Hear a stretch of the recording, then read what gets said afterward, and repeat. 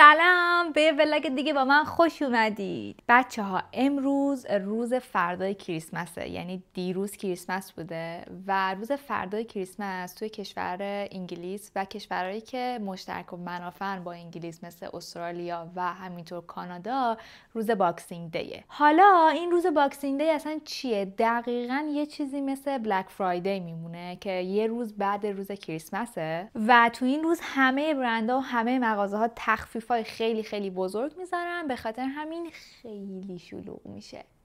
حالا اصلا فلسفه این باکسینگ دی چیه؟ خیلی قدیما آدمایی که خیلی پولدار بودن می اومدن توی روز فردای کریسمس هرچی که غذا و اینا اضافه مونده بود و باکس میکردن و به آدمای فقیرتر میدادن. تو کلیسا هم همین اتفاق میافتاد. مثلا آدما می اومدن کمک میکردن، بعد کلیسا یه سری باکس آماده میکرد برای فقرا یا مثلا برای کارگرا و بهشون هدیه میداد اینا رو. الان دیگه بعد از گذشته از اون موقع ها این فرهنگ تبدیل شده به مثلا یه چیزی مثل بلک فرایدی که توش همه مغازه ها تخفیف میذارن که آدما بتونن بعد از کریسمس برای سال جدید خرید کنن. بعد خیلی جالبه که این رسم فقط برای کشورهایی که کشورهای تحت منافع انگلیس هستن، یعنی آمریکا که بغل دست کاناداست یه همچین رسمی نداره و شرکت‌های آمریکایی مثل اپل توی این روز توی کانادا تخفیف ندارن. یادم پارسال روز باکسینگ دی رفتم از یه کارمند مغازه اپل پرسیدم که تخفیف دارین؟ گفتش که نه، ما شرکت آمریکاییم، ربطی به سیاست‌های انگلیسی نداریم، به خاطر همین تخفیفی هم نداریم، ما فقط توی بلک فرایدی تخفیف داریم. که اونم دروغ میگم، من لپتاپم تو بلک فرایدی خریدم و هیچ تخفیفی هم بهم ندادن. حالا الان من میخوام لباس بپوشم برم بیرون و توی یه سری از مغازه‌ها یه چرخی بزنم و بالاتنه بگیرم. چند روز پیش به کمدم زدم ببینم چی میخوام که توی باکسینگ دی که تخفیف میخوره بخرم. بعد نگاه کردم دیدم من چرا انقدر شلوار دارم، یعنی انقدر شلوار دارم که نمیدونم مثلا با کدوم بالاتنه باید بپوشم. در عوض هیچی بالاتنه ندارم. خاطر همین الان میخوام برم بیرون یه سری مغازه ها رو بگردم ببینم که بالاتنه‌ای که تخفیف خوب خورده باشه چی پیدا میکنم. حالا من واقعا اصلا خوشم نمیاد از این روزایی که تخفیف داره. بعضی دیدی عاشق این روزا، من منتظرشونم. من برعکسم، خرید کردن توی این روزا بهم استرس میده. بعد میرم یه سری خریدایی رو میکنم و برمیگردم خونه میبینم مثلا من اینا رو احتیاج نداشتم، یا مثلا یه رنگی میخرم که اصلا به زندگی اون رنگ رو نمیپوشم و همینجوری میمونه تو کمدم تا ابد. به خاطر همین امروز تا ساعت 4 صبر کردم و نمیخواستم برم واقعا. دیگه انقدر محمد بهم زنگ زد گفت برو، میخوای بالاتنه میخواستی بگیری، الان تخفیف داره نگاه کن بعد پشیمون میشی. دیگه خلاصه الان دارم میرم. امیدوارم که یه چیزی نخرم که بعدم پشیمون بشم. تا به حال من اینجا و این پارکینگا رو پر ندیده بودم. الان نه تنها پارکینگ پاساژ پره بلکه پارکینگای بیرونم همش پره.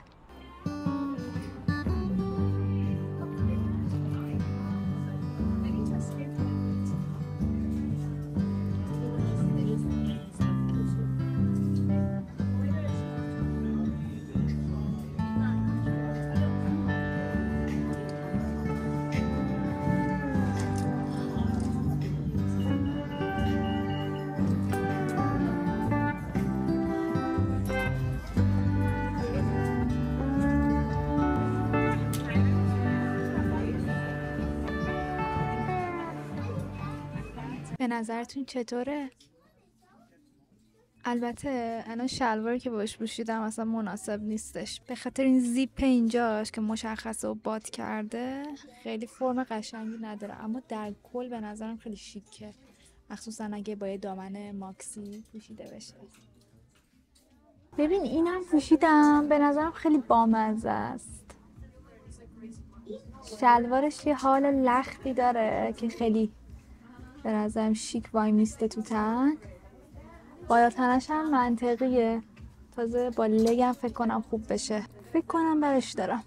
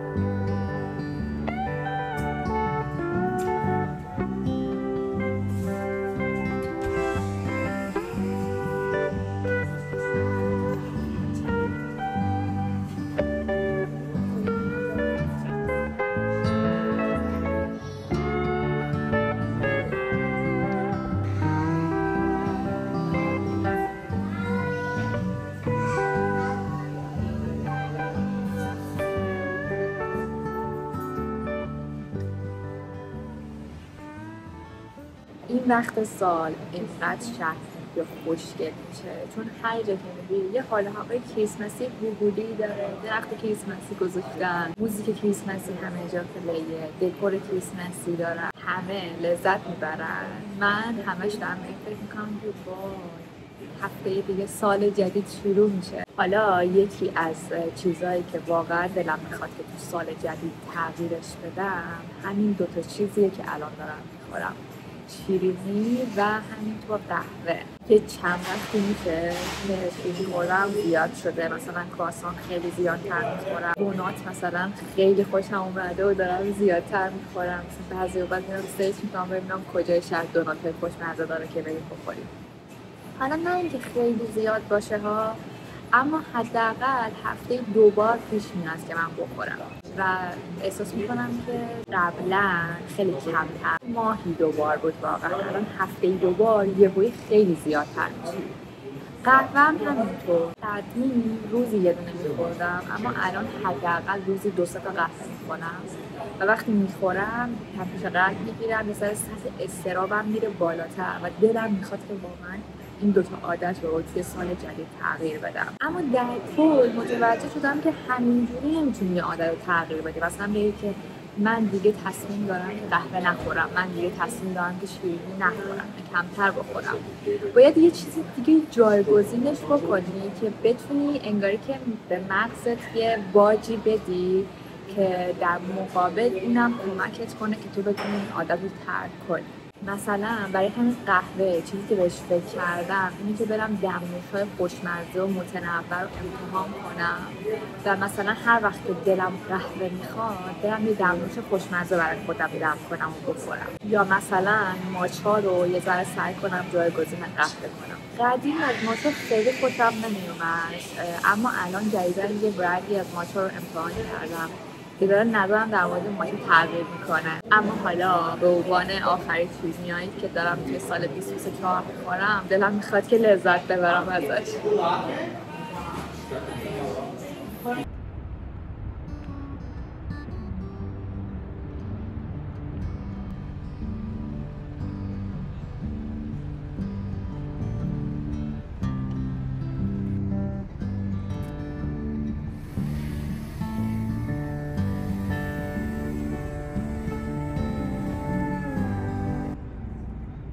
چقدر تصویر خوشگلی داره میگیره. یه فیلم خوشگل از اینجا بگیر.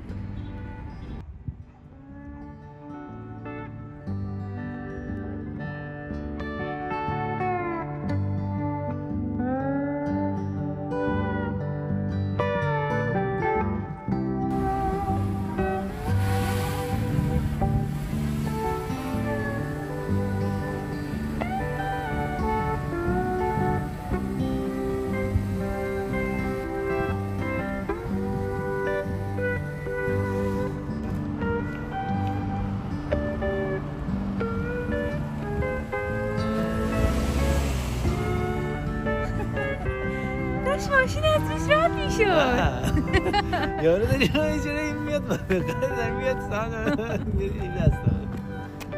فکر کنم حاضر بودی حتی بپری جلو ماشین به خاطرش. نه آجا من یه چیزش نگاه میکنم واسه چی داری ما تون میایی؟ اون که نمیدید رو زمین. آجا آدم رو زمین، آدم که میبینی که آروم باید بیاد دیگه.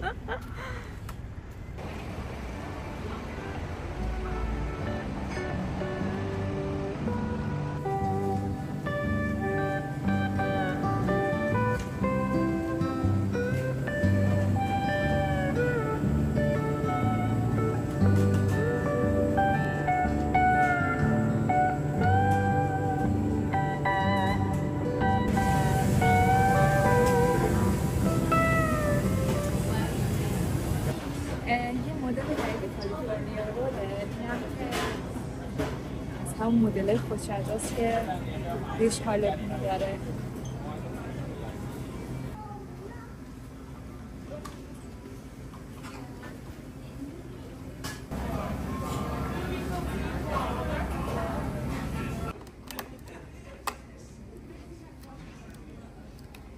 چه جذاب.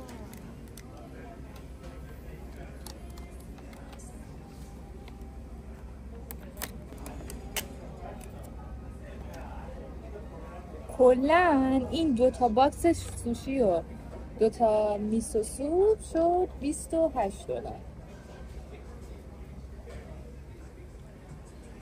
بخور نظرتو بعدش بده. میسو سوپش که خیلی خوشمزه. به نظر من جزو خوشمزه ترین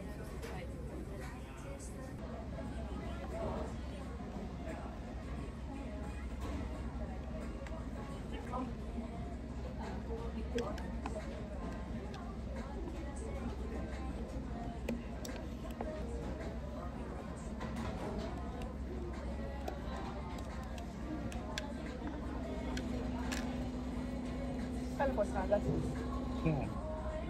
ببین یه سوشی ترتمیز و تازه و خوشمزه است.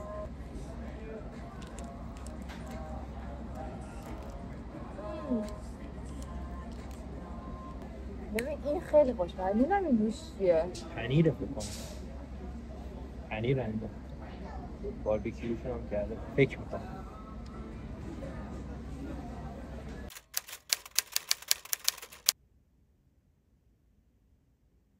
از صبح که بیدار شدم دارم به خودم میگم پاشو برو بیرون، یه قدمی بزن، پاشو ولاگ گرفتن رو شروع کن، پاشو ادیت کن.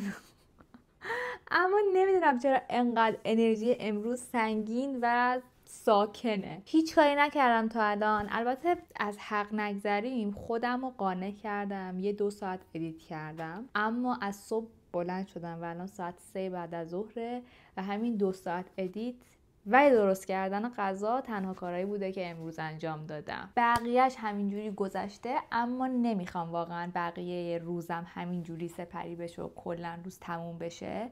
از یه طرفی وسایلی که خریدم و میخواستم براتون آنباکس کنم. اگه این کار رو امروز انجام نمیدادم کلا ذوقش از بین میرفت و دیگه هیچ وقت این کار رو انجام نمیدادم. به غیر از لباس 2 مغازه خونه رفتم که خیلی چیزای گوگلی داشت و چند تا چیز گرفتم. اولین چیزی که میخوام بهتون نشون بدم اینه. بایستیم بازش کنم.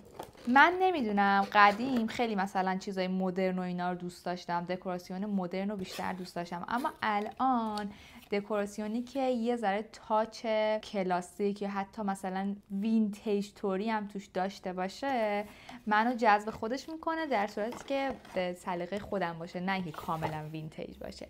این لیوانا رو که خیلی هم گوگلی‌ان و واقعا عاشقشون شدم و دیروز 2 ازشون گرفتم. کلا بسته هاشون 2 یادمه که از اینا اون قدیما توی ایران هم خیلی بود، یعنی از نسل مامانا و مامان بزرگا همشون یه دونه ست از اینا داشتن. این روی باکسش نوشته واین گلاسز، اما من به این نیت نخریدمش و خریدمش که برای میز صبحونه توش آب پرتقال بریزم و بخوریم.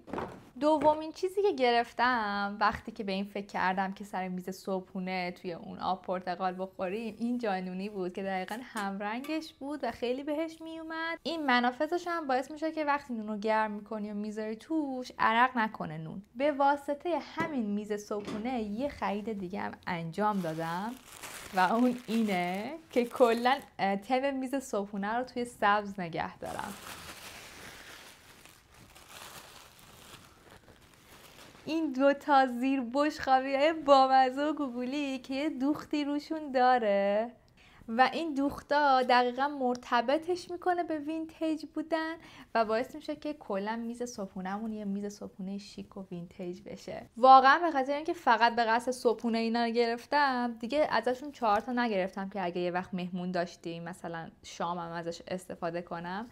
فقط 2 ازش گرفتم که دیگه این برای صبحونه موندگار بشه. آخرین چیزی که گرفتم توی این باکسه، هیچ نمونه ای ازش بیرون نداشته بودم، فقط این باکس ها رو همینجوری چیده بودن روی همدیگه و یه گوشه انداخته بودن. تخفیفم خورده بود، درش بسته بود و من اگه کنجکاوی نمی‌کردم و نمیرفتم درش رو باز نمی‌کردم اصلا متوجه نمی‌شدم که توش چیه. آماده این که با هم بازش کنیم؟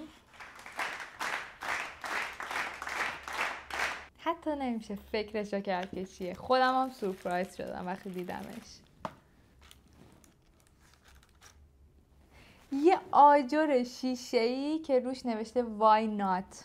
حتی نمیدونستم که کجا میخوام بذارمش، فقط چون وقتی دیدمش عاشق شدم و خیلی ازش خوشم اومد برش داشتم. حالا بعدم بهش فکر میکنم که کجای خونه بذارم. یا عالم مدل دیگه هم داشتش که تکستاش متفاوت بود، مثلا روی یکیش نوشته بود براوو، روی یکیش نوشته بود BFF، روی یکیش نوشته بود ریلکس. اما من عاشق این شدم و بعد از اینکه گرفتم و اومدم خونه دیدم چه چیز بامزه‌ای روش نوشته. در مورد هر کدوم از این جمله ها یه چیزی نوشته و در مورد واینات نوشته که واینات میتونه الهام بخش شما باشه که شما خارج از جعبه خیلی توی زبان فارسی معنا نمیده، خارج از عرف و خارج از اون چارچوب فکر کنید. و بعد از اینکه این جمله رو خوندم دیدم که چقدر این جمله به من میاد، چون من همیشه وقتی تو کارام به این مشکلی برمیخورم میرم عقب و میگم خارج از باکس فکر کن، خارج از باکس فکر کن، خارج از باکس فکر کن. و من همیشه این جمله رو انقدر میگم و انقدر فکر میکنم تا یه راه حل برای کارم پیدا کنم. و واقعا وقتی که اون راه حل رو با بقیه به اشتراک میذارم آدما باورشون نمیشه که اصلا اون راه حل چجوری به ذهن من رسیده. و دقیقاً همین جمله منو نجات داده، به خاطر همین واقعاً این الهام بخش شد برام. اون دوتا لباسی که تو اتاق پرو بهتون نشون دادم و برش داشتم دیگه نمیپوشمش. یه چند تا لباس دیگه هم گرفتم که دلم میخواد بهتون نشون بدم، پس بزن بریم اونا رو با هم دیگه ببینیم. اولین خریدی که میخوام بهتون نشون بدم این ست هودی و شلواره که از H&M گرفتم و میدونم که یه دونه نزدیک بهش رو از زارا گرفتم. اما وقتی اینم دیدم هم دیدم رنگش خیلی رنگ ملایمیه، هم این که به کار من خیلی میاد. مثلا برای روزایی که من دارم از داخل خونه ولاگ میگیرم دلم نمیخواد که مثلا لباسای خیلی شیک و پیک بپوشم که در حالت واقعی واقعا اونا رو تو خونه نمیپوشم. به خاطر همین دقت کنین توی بیشتر ولاگام که توی خونه ضبط میشه لباس توی خونه تنمه و با این خیلی راحت ترم، چون که احساس میکنم که خود واقعیمو دارم نشون میدم به شماها و براش نقش بازی نمیکنم که حالا برم مثلا لباس خیلی مرتب و منظمه که توی مهمونی‌ها واقعا میپوشم و بپوشم. واسه همین گفتم که این ست دقیقاً مناسب کار منه، یه چیزیه که توی خونه راحته، میتونم بپوشمش به راحتی و همین که توی ویدیوها هم خیلی ترتمیز و مرتب به نظر میرسم. این تاپم خرید بعدیمه به خاطر اینکه دیدم اگه یه وقت گرمم بشه تو خونه و نتونم اون هودیه رو بپوشم میتونم این تاپ رو بپوشم که دقیقاً همرنگ این شلواره. دارم همه لباسایی رو بهتون نشون میدم که تو ولاگ‌های آینده قراره تو تن من ببینید. فکر کنم نباید نشون میدادم. و خرید آخر این کاپشن گوگولیه. وای خیلی بامزه است، یه حالت خیلی پف‌پفی داره که منو تقریبا 3 برابر کرده و فکر میکنم که خیلی قشنگ میشه استایلش کرد.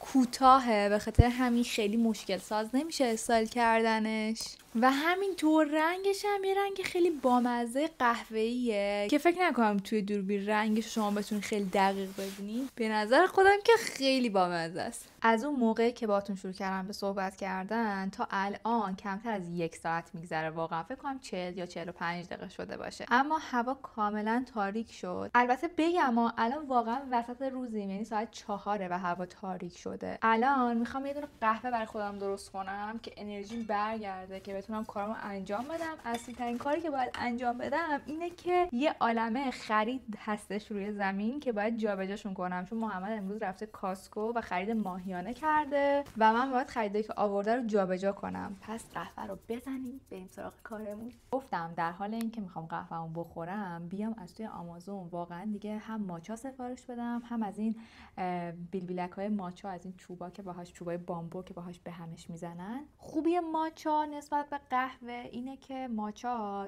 درست کافئین داره، اما اول اینکه کافئینش از قهوه کمتره و تفاوت مدل کافئینش با قهوه اینه که قهوه میبرتت بالا اما به همون شدت هم میکوبتت زمین، اما ماچا وقتی که کافئینش رو میخوری میبرتت بالا و توی نمودار خیلی آهسته میارتت پایین. به خاطر همین یهو بعد مثلا 1 ساعت این احساس رو نداری که ای بابا چه زندگی مسخره‌ای، من دیگه انرژی هیچ چیزو ندارم. بعد همینطور به خاطر رنگش، چون چیزایی که رنگ خیلی دارن مثل انار، مثل بلوبری، مثل توت فرنگی، اینا خیلی آنتی اکسیدان دارن. کلا خب خیلی پوان مثبتیه اینکه تو داری یه نوشیدنی میخوری که تازه کافئین هم داره، حالت هم خوب میکنه، اما از این طرف یه عالمه فواید دیگه مثل همین آنتی اکسیدان هم داره.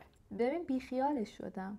انقدر آدم عکسای محصول شکسته رو گذاشته بودن که گفتم بیخیال. از موقعی که محمد خریدار رو آورد گذاشت اینجا، من اصلا بهش دست نزدم و اصلا نیومدم سر وقتش، چون که به خودم قول دادم اول ولاگ بگیرم و بعد بیام اینا رو مرتب کنم.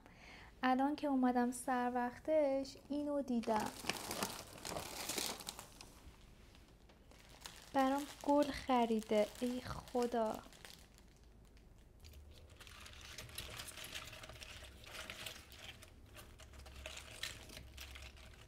ما کلا تو خونه خیلی سبزیجات استفاده میکنیم و تقریبا با همه وعده های غذاییمون سالاد میخوریم و هر کسی این خریدار رو نگاه کنه فکر میکنه که مثلا ما به اندازه 6-7 نفریم تو خانواده، اما این 2 بسته کاهو که تو هر کدومش 6 تا کاهوه تقریبا برای 2 هفتمونه.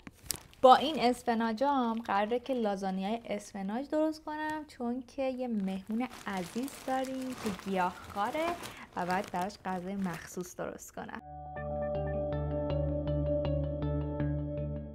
خب بچه ها، من همه وسایل رو جابجا کردم. میخواستم برای فردا شب لازانیا درست کنم که مهمون دارم و اومدم اسفناجا رو تفت بدم و آمادش کنم. بعد یهو یادم اومد که من هیچ ظرفی ندارم که توش لازانیا درست کنم.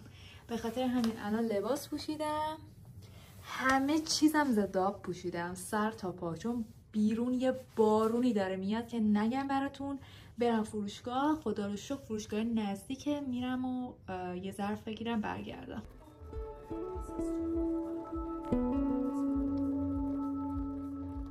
بچه ها الان ساعت 11 صبح و من دارم میرم بیرون یکی دوستای جدیدمو ببینم. گفتم بیام استایل این کاپشنم به شما نشون بدم. اینجوری استایلش کردم امروز. به نظر خودم که خیلی کیوته. بزن که بریم، دیرم شده. وای کلاً یه مدتیه که سعی دارم که تلاش کنم واقعا بیشتر بیام بیرون، بیشتر آدمو دوستا رو ببینم، دوستای جدید بسازم. میدونین اینجا هیچ جوره شکل خونه نمیشه، فقط در صورتی شکل خونه میشه که تو بتونی روابط تو دوباره از نو بسازی، دوستیای جدید بسازی و یه خانواده دوم برای خودت پیدا کنی. اگه از من بپرسی که کدوم بخش مهاجرت از همه بیشتر برات سخت بوده، نه در مورد آب و هوا اینجا صحبت میکنم چون با آب و هواش اوکی ام واقعا، نه خیلی در مورد دلتنگی که دارم غر میزنم چون یه جوری از بچگی باهاش سر و کله زدم. فقط میگم که ساختن روابط جدید، ساختن دوستیای جدید، اینا از همه سخت‌تره به نظرم. اینکه تو اینجا بتونی مثل کشور خودت دوباره روابط عمیق بسازی با آدما خیلی زمان بره و همینجوری به راحتی نمیشه واقعا بهش رسید.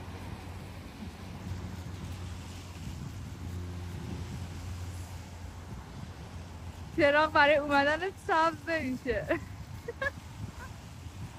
من همین که پیش فائزه اومدم خونه سریع شروع کردم خونه رو مرتب کردن، چون که امشب مهمون داریم. دیدن فائزم خیلی اتفاق قشنگی بود و واقعا کلی بهم انرژی داد. گفتم بین تمیز کردن خونه و غذا درست کردن یه بریکی به خودم بدم، بیام یه لیوان قهوه بخورم تا اینکه غذای خوشمزه رو درست کنم. بزن که بریم.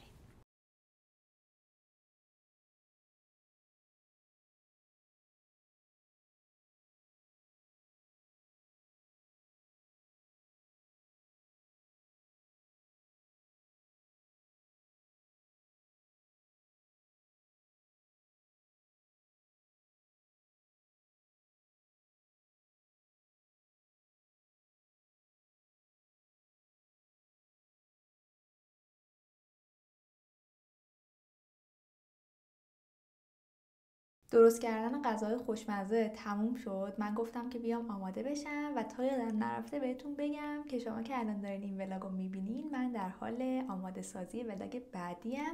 پس برام کامنت بذارین، لایک کنین، سابسکرایب کنین که کلی ازتون انرژی میگیرم. تو ولاگ بعدی میبینمتون. خدافظ.